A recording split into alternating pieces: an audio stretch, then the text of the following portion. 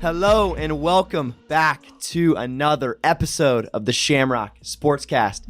Your favorite trio is back here for another episode, a very special episode, if I do say so myself.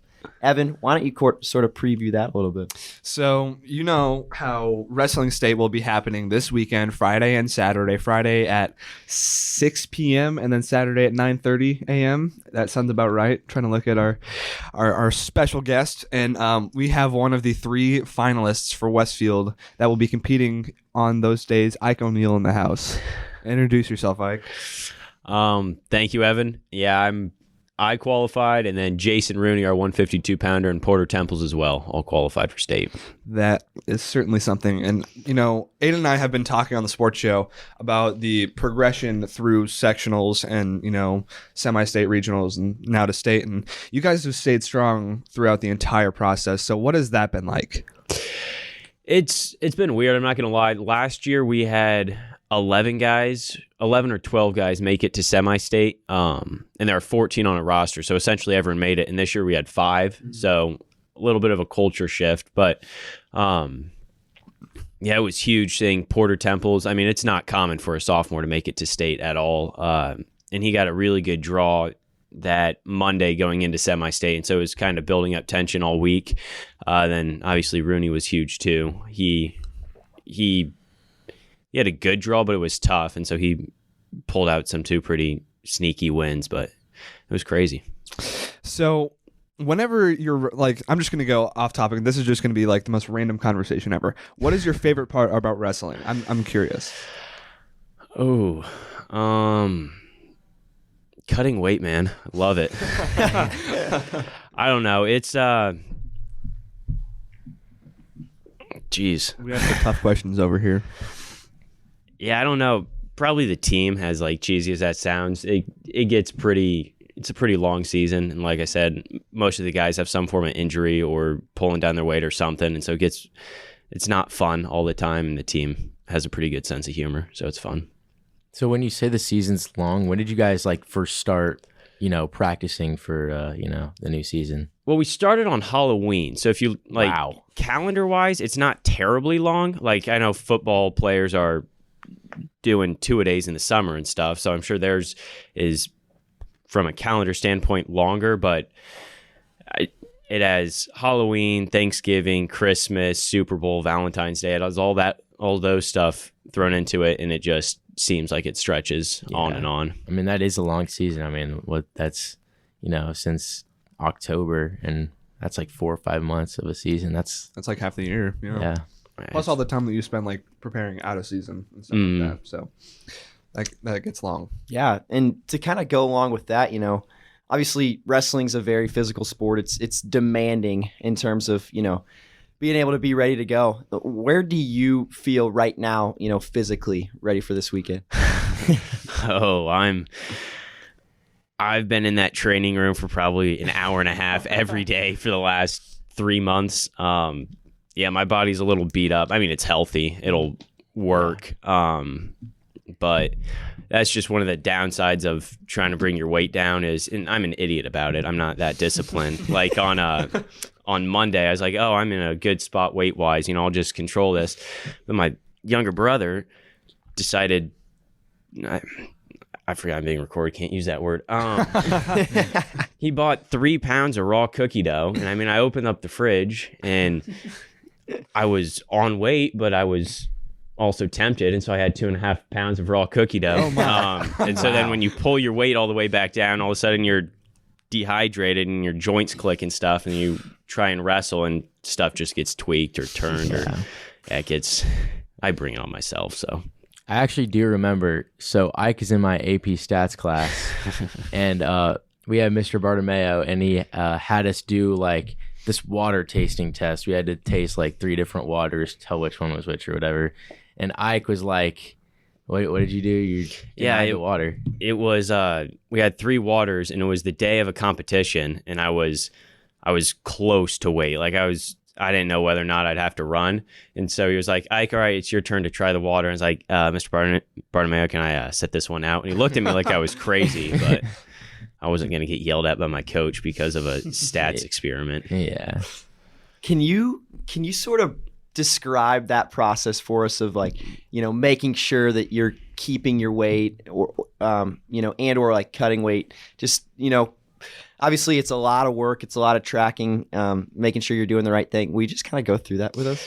Yeah, it gets weird. So on Sunday, or I guess Saturday, I weigh in, and then obviously I'm drinking a ton of fluids, eating a ton of food to try and fuel my body for the tournament that day. And then afterwards, the wrestlers always go out to like Five Guys or something. So Saturday night, I am heavy, and I try and cool it off Sunday and Monday, and that's when you really check like calories on stuff, and then drink a lot of water to try and flush things out of your system. Mm-hmm. But then it gets later in the week, and you start looking at like granola bars, like, oh, this is 1/10 of a pound, I can have this. And it just gets to be like I have to check my weight every day at lunch, after school, before I go to bed. And I should check it before I eat dinner, but I normally don't, which is why I cause myself a lot of problems. But this year my cut isn't terrible, but I don't know. It's definitely the worst part of wrestling, I think. Like, kids just mentally break over it. There was a kid that went to Zionsville last year who transferred to Crown Point because his dad got a job transfer. And Crown Point's the best team in the state, so very convenient transfer. But he was wrestling 152 this year, and he quit before the season started because he was like, I can't make the weight. And Crown Point, you can't really argue with what their coaches say. So he came back on the team and he was making weight. He was doing fine all season. And then at regionals, something just mentally broke for him, and he showed up to the scales 3 pounds overweight, which is ridiculous. And so he was thrown out. His season's over because of the weight cutting. Wow. Westfield had a kid that had to make 106 our sophomore year, and his body was growing, so his baseline was getting heavier, and he kept having to cut more and more, and he hated it so much he didn't wrestle the next year. He came back for his senior year, but yeah, it's not fun. Wow. Yeah. So do you use any like strategies to kind of journal what you're eating and, what your weight's looking like? A lot of the younger guys do. I know Porter Temples does. If you guys know Chase Camaray, he normally does. The only thing I ever really did this year was I showed up. It was a Monday, and it was at lunch, and I was pretty high. I was way too high. But I'd been getting an MRI on my leg, and so I thought my season was going to be over. So I'm like, I don't care if I'm high. I don't care if my weight's high. Not drugs. Yeah. We don't condone that.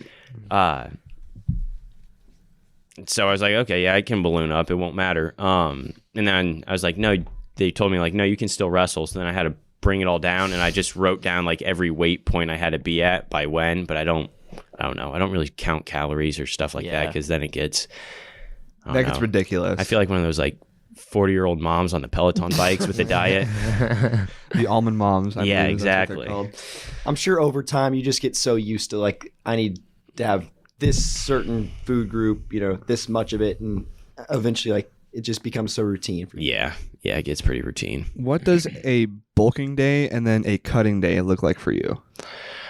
So the only time I really bulked was before the season, because I wrestled 145 and I was weighing 155. So that's a 10-pound cut, but that's not that much. And so I'm like, oh shoot, I need to gain more weight. That way I'm not like small compared to these guys. Dumbest move I've ever made. My dad told me to stop, and my dad's been around the sport for a quarter of a century, but I was like, no, my dad doesn't know what he's talking about. I need to get bigger. And so I got up to like 164 or something, and I had to bring all the weight back down. So when I was bulking, I was just, doing the obvious stuff, like 2 peanut butter sandwiches, essentially double lunches, double breakfasts. And a part of me was just like, I'm going to be cutting here soon. I don't want to be starving right now.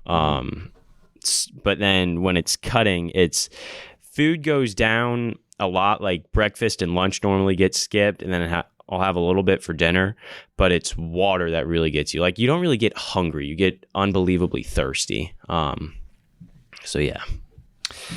you talk about your dad being in the sport for a long time. How has he impacted your experience wrestling?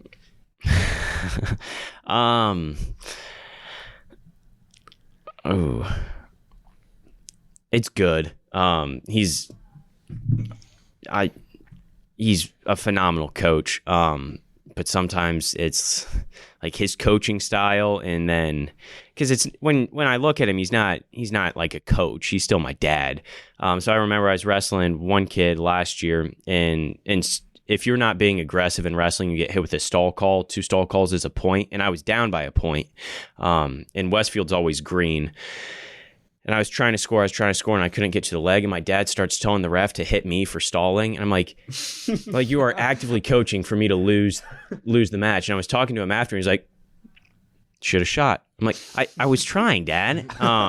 So that gets a little rough, but it's nice to have, because I mean, if it's 9:30 at night and I have a question about something that's bothering me with a shot or something, I could just ask him rather than I don't even think I'd text a coach that late at night. But obviously this is your senior year. What is that leadership role that has come with being a senior meant to you? Oh, dude, our team is super young this year. Like, let's say we have, I don't know the exact number of guys we have on the team, but if we have 40, 25 of them, it's their first year. And so at the start of the season, I was really like, I don't know, I was almost annoyed because I'm like, it's my senior season. I don't want to be teaching this kid how to roll up a mat when I'm trying to prepare for a match. And I still like the kids, don't get me wrong, but it was definitely a big shift this year. And then like I mentioned earlier with the whole how our numbers dropped down from the amount we brought to semi-state, it was weird. Last year, we beat Noblesville or Noblesville's not even a good example. North Montgomery, we wrestled them and we beat them, I don't know, like 54-10 or something. And then this year we beat them due to a tie-breaking criteria. So it's just like the expectations of last year just get shifted so much. So that part gets weird, but I mean,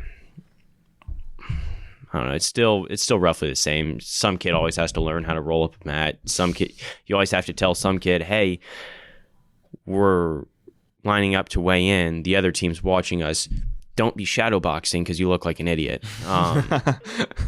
Yeah, so just stuff like that. But I'm actually pretty curious about this. So after the season ends, are you just like, I've had enough and just start eating like crazy? Or so like, what is the after season diet look for you?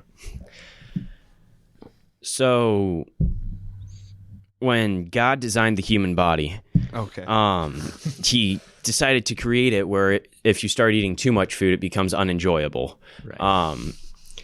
I think the economists decided that. Yeah. Marginal benefit, marginal cost are getting iffy.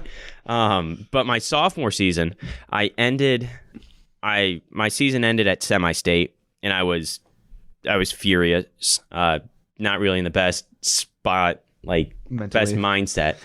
So I sat there with my cooler, and I weighed in that morning at 132 pounds, and I drank all my Powerades, all my Pedialytes, had all my pretzels and PB&Js and everything. And by that night, I went from 132 to 155. So that was 23 pounds.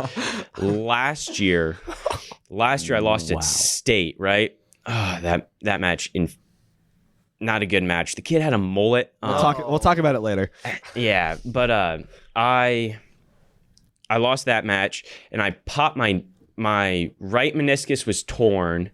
My left knee was severely bruised, like I couldn't practice all week. And then I went down on a shot, and they told me I had torn my ACL. So I was like, well, I can't wrestle for the next 6 months.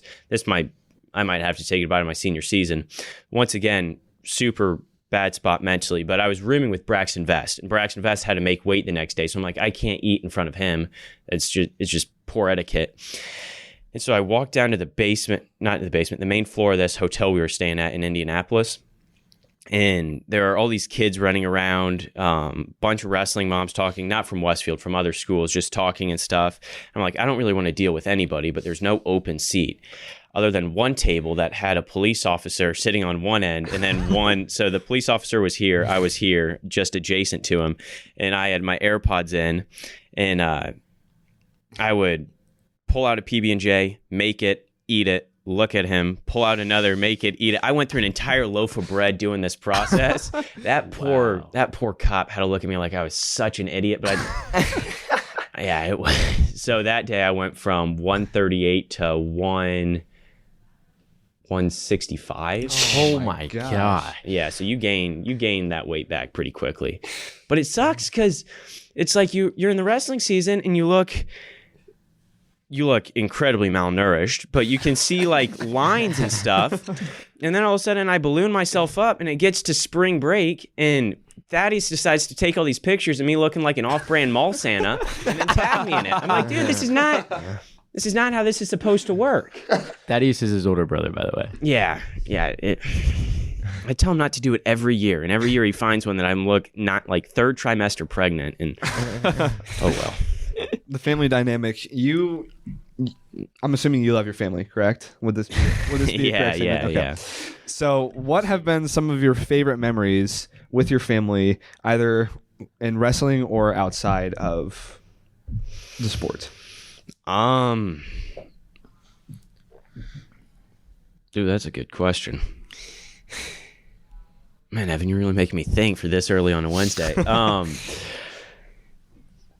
Me and Thaddeus were at a tournament in Orlando. It was called the Disney Duels. It's just one of those national open tournaments. So you get a whole variety of skill sets there. But he beat his kid 10-2, 12-2, something like that. I mean, he wiped the floor with him, but he didn't pin him. And my dad was furious at him for not pinning him. So Thaddeus walks off the mat, and my dad comes up and he like clubs him in the back of the neck. Not like being mean, but he just like pulled him off the mat. And he was like, "If you ever don't pin him again," and like I said, I'm trying to think of the words to use correctly, because my dad was getting rather passionate about it. And we went with a team from, it was Evansville Memorial that we went with. And all these guys were looking at us like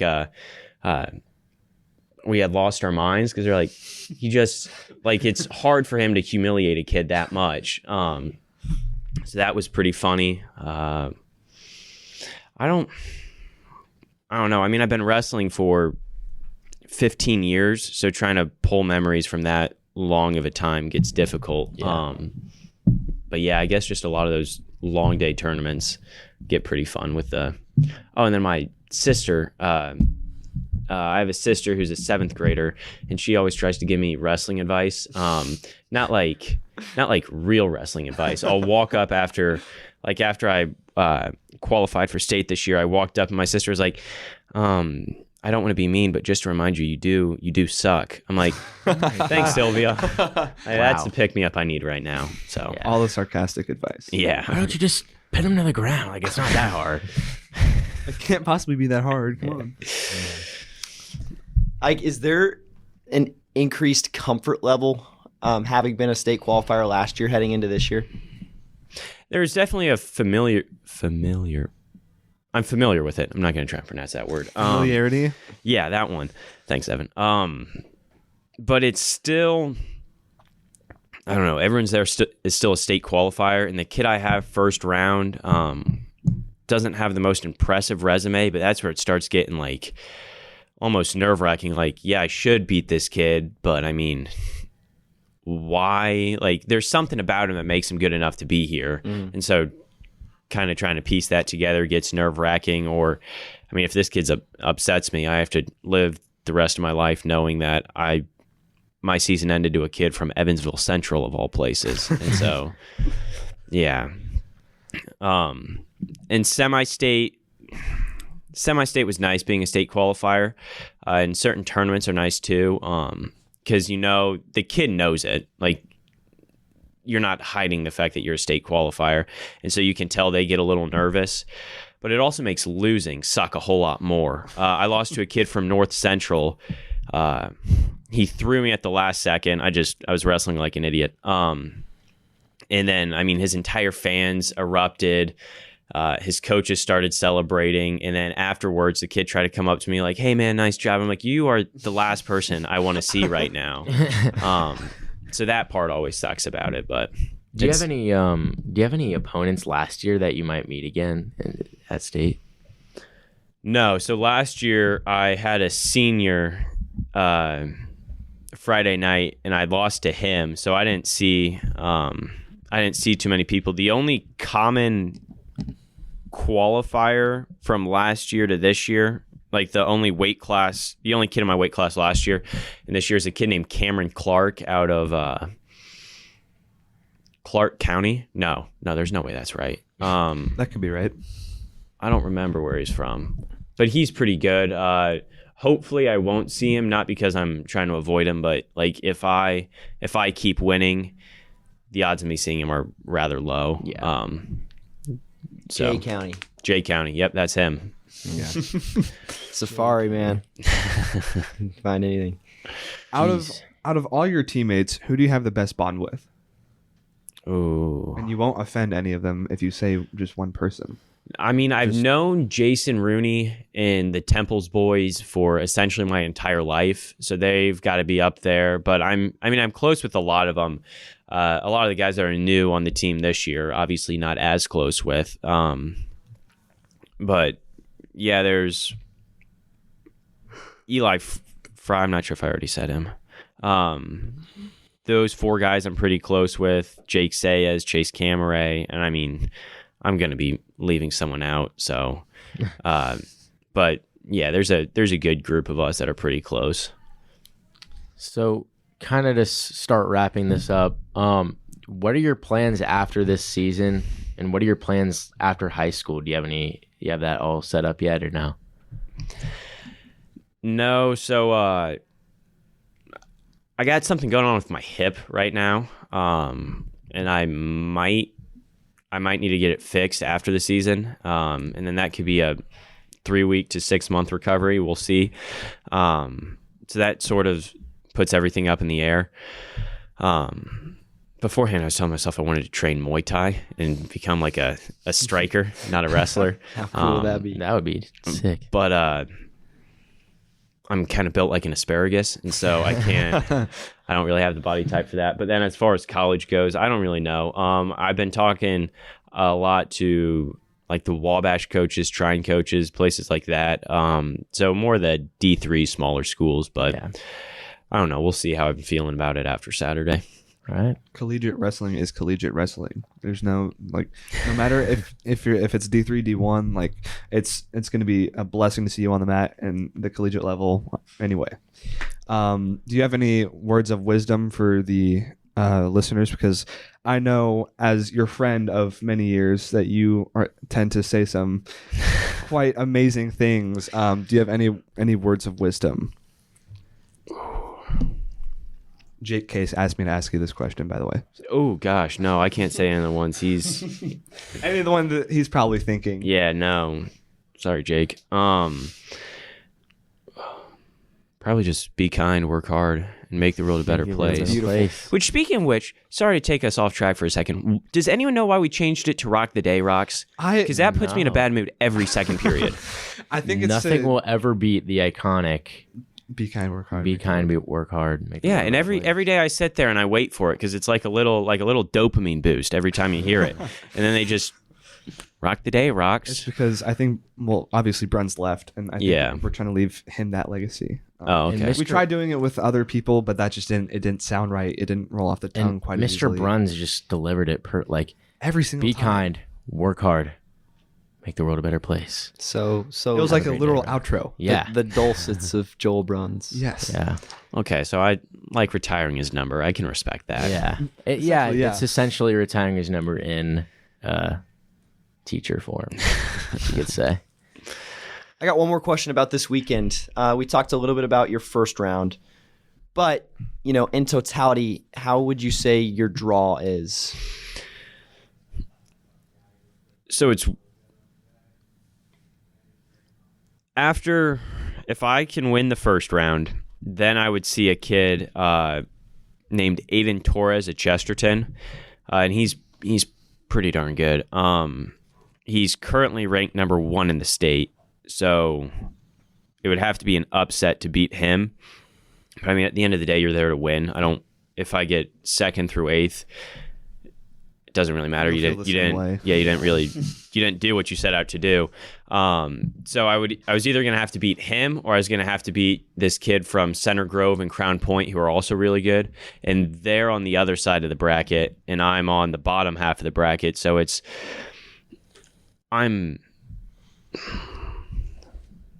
I'm happy with it, and then if I can find a way to beat Torres, then I'll probably see this kid named Brevin Thrine of Newcastle, and he's the kid that beat Thaddeus last year to go to state, so he essentially ended Thaddeus's career. So that'd be a fun one to see to go to the You gotta state championship match. avenge for I beat the Thaddeus. kid Yeah. that beat my That would brother. be Mhm. that would be sick. Eliminating the guy that eliminated your brother last year.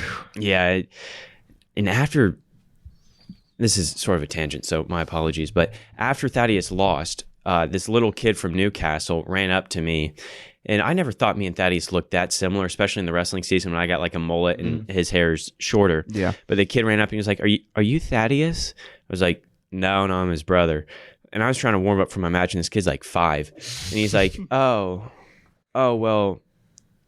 Your brother got destroyed by brethren. I'm like, dude, your parents failed you. You have What? absolutely no class. You know what I've learned from this interview is the wrestling community is ruthless. Yeah.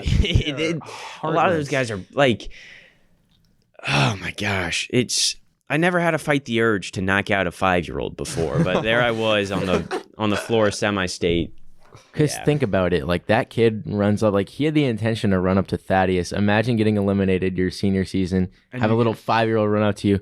Yeah, you got destroyed. You kind of stink. Gosh. That would, yeah. I'm like, get me home now. But Thaddeus would have killed him. Not because Thaddeus is like a bad person, but if In the moment. you lose your senior year at semi-state, you're ready to kill anything with a pulse. And if you hear a 5-year-old run up to Oh you, gosh.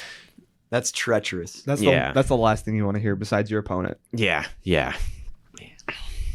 Oh gosh, That's given me some memories from last night's Westfield game, which we'll dive into shortly. Yeah. Um, For anyone that doesn't know, we'll dive deeper into the Westfield versus who did we play? University last night. There were these little kids that sat on the end of the university bench. we'll explain it. Later. Okay. Just know that. That's relevant to this story as well. That's your little preview. Yes. Builds up quite the suspense. You got my curiosity. Any other questions for Ike, boys? All right. No, good luck at state. Yes. Best of Whole luck, Westfield community is rooting for you. I will. I'll see you there Saturday morning. I won't be there Friday, but I will be there Saturday. So Can I stick around to hear what happens to this? Yeah, absolutely, yeah, University? absolutely. for sure. Be our guest. So do we just want to dive into that? right Sure. now? Yeah. Again, Ike, if you want to add any input, we're absolutely willing to Yes. Just take it. Just jump in. Oh, I know if you nothing want. about basketball, so I'm probably not going to be Hey, much use here. But the story that I previewed, you might have a comment or two about it. All right, Just, all just ears. to let you know. So Tuesday night, Valentine's Day, the Rocks have their final home game of the season. An emotional night. Senior night's always very emotional, but for these seniors, this is officially their last home game. The 17-1 University High School. I don't know their mascot. I believe they are the Trailblazers. The Trailblazers Yes. come in, and yeah. Yeah. That's all you can say. Yeah. 71-67 in double overtime. Trey Buchanan hit a really clutch 3 at the end of the fourth quarter with about 5 seconds left to tie it, to send it into overtime. Fortunately, he fouled out Promptly fouled out. Yeah. in the first overtime, and then free throws just kind of went cold down the stretch, and University stayed hot through all 6 quarters of the game and beat us 71-60. Yeah, 71-67. So, Except for the third quarter, they weren't really hot the third quarter yeah. because we pulled away. We had I believe it was a 12 or 13 point lead at one point. Yeah. But Sam, do you wanna fill us in on the kids at the end of the bench? Yeah, so for the listeners who don't really know, the entire university staff is most of them work for Prime Time, which is an AAU organization out of Westfield. They were formerly at the Jungle, and now they're at Grant Park, the Pack. But so, having a lot of the coaches from Westfield, there's obviously that sort of inherent rivalry with playing your hometown team. So a lot of the sons of the coaches got to sit on the bench on the far side. And, Westfield gets up by 12 midway through the third quarter. And as soon as University starts charging back, the kids get vocal. And I'm telling you, these kids are like 5 to 8 years old. They're the same age of the kids in your story. Like, just it was insane to see these like little kids like, being that vocal. And they would like stand up. They would like run onto the court like while the action's going on, and like start like doing take the L at our student section, and all these shenanigans that had certainly the Westfield students up in arms, but also just the parents, and everyone was just kind of shocked that like no one did anything to stop it. But it was honestly, kind of cute to see it happening because you don't really see kids that young, like that passionate. And they were, obviously a little bit naive about it because they weren't really even watching the game. They were just kind of doing their little dances. But it was, kind of that same storyline of like, little kids taunting, the older teenagers. But certainly, unfortunately, it was well-deserved as the Westfield crowd, but just a disappointing game all along, and certainly that didn't help. I want to add one little thing. Or midway through the third quarter, whenever we were running away with that lead, whenever we were going up, 6, 8, 10, there were some to University fans, there were some questionable calls. So they were screaming, "Oh no!" Like, "Oh!" And so the Westfield, hear all this, the Westfield student section starts tearing into these fans and blowing it out of proportion. So every single like missed shot or turnover, oh. And so then it got to like this back and forth, like University would score, Westfield would do the little O thing. University would score, Westfield, or they would do the little O thing. It was quite the atmosphere. It was quite the rivalry. You wouldn't expect it between these two schools a whole lot, because they rarely meet. They haven't met in a couple years. Yeah. But it was overall, it was a good game. It was an entertaining game down to like the last minute of the second overtime. Just disappointing, didn't go our way. Shout out Sam Bishop. He had a phenomenal night. 27 points. 27, something like that. It was crazy. Alex Romack with another insane performance. I think he was close to 30. We just couldn't defend Sabian Kane. Yeah, we cannot talk about this game without mentioning Sabian Kane, kid from University, comes in, and this kid had 38. Yeah. 38. And he was unconscious. Ike's face. And, it was sort of weird because he probably had 19 of the team's 22 in the first half, something like that. So obviously a great first half. And then, from the start of the second half to about midway through the fourth, he continued to fill it up, and he would just hit these tough contested shots from all over the court. But, back into the fourth quarter as well as the overtimes, he really wasn't much of a factor. The only time I can remember him being a factor is whenever it was the end of the first overtime and we were up by 2, and Sabian pulled up from way beyond the 3-point line, just contested over Charles, hit the shot. Like the toughest shot I think I've ever seen someone make in that gym. And I was like, whoa. This kid is something else. And he's basically the whole reason why University's first in the state in 2A anyway. This University team is a team that is going to have to screw up a lot to not win state this year for 2A. I don't know how they lost to Mount Vernon, but they did. Yeah. Maybe Sabian sat out that game. I'm not entirely Mount sure. Vernon's like not bad, but they're 13-7, so they're our record. They got our record.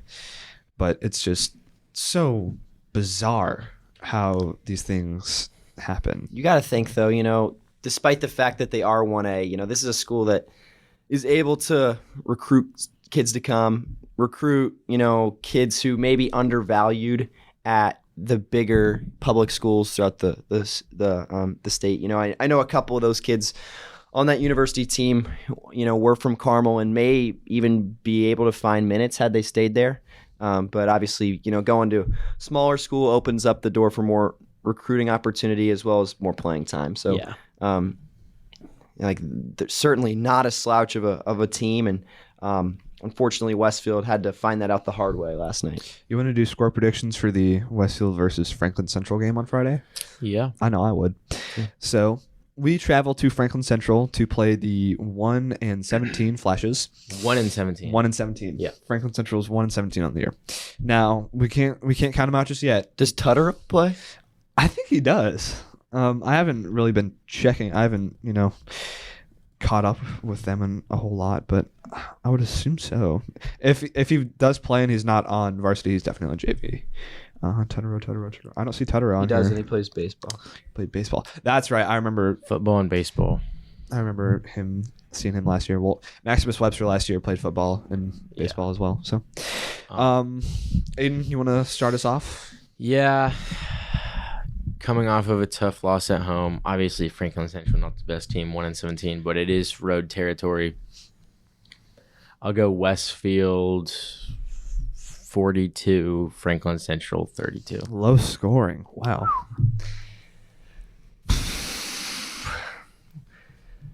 Westfield 40, Franklin Central 38. What the Wow. heck? All right, Ike, I want to ask you your opinions.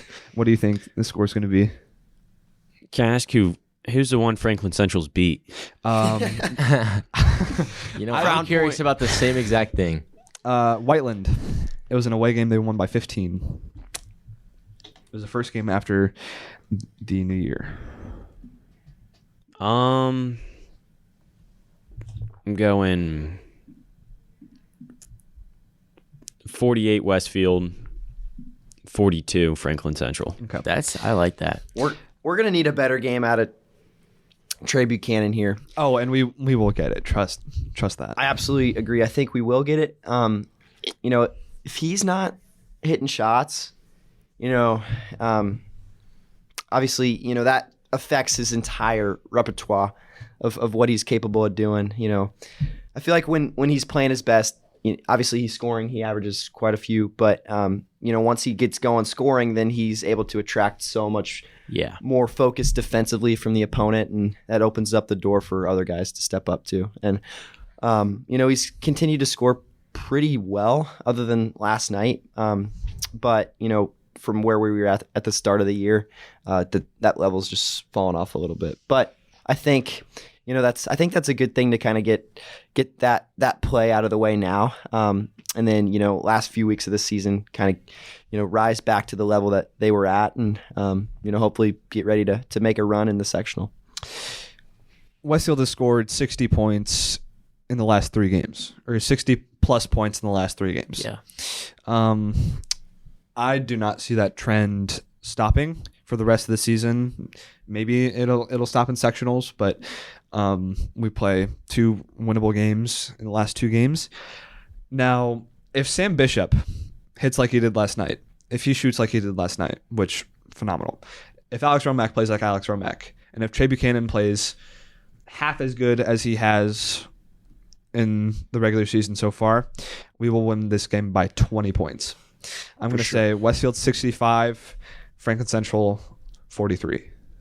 That's not an outlandish score if you ask me. Given the skill difference, certainly, Danny Flanagan is going to be someone to watch out for Franklin Central. He is the leading scorer on that team, but he can't do a whole lot in the long run. So I'm going to say Westfield by 22. Wow. Okay. That's a statement. That would be awesome to see. That would be very, very fun If to anyone will see it, because it's at Franklin Central. It's a 45-minute drive? Hey, make the trek. Those are some of the most fun memories. Yes. Is making the trek to the. Will you be making that trek, Sam Efford? No, unfortunately not. That's tough. I know you will though. I will, because #videographer. All right. You look like you have something to say. Yeah. when you get an HCC school when you get an Indianapolis HCC school and you tell me they're losing 1-17 in basketball, do you have any idea what's going on with that program?